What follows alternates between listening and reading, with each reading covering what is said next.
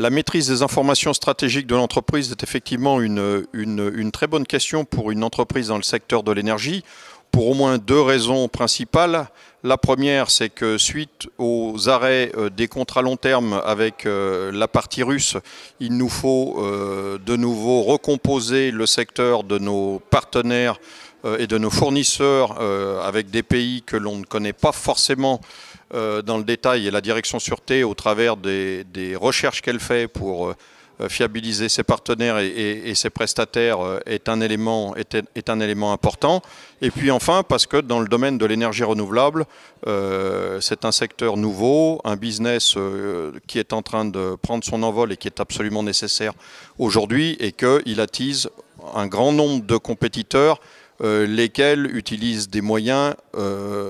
pas toujours ni très en lien avec les règles éthiques et morales, et qui dans tous les cas mettent en tension énormément les directions sûreté.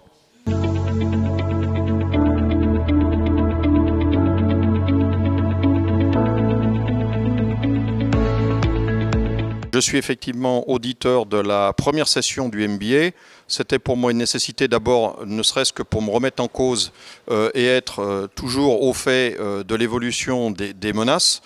Dans la maison gendarmerie, ça m'a permis de continuer à cultiver d'excellentes relations, puisque l'entreprise Engie est présente sur l'ensemble du territoire et bien souvent sur le secteur gendarmerie.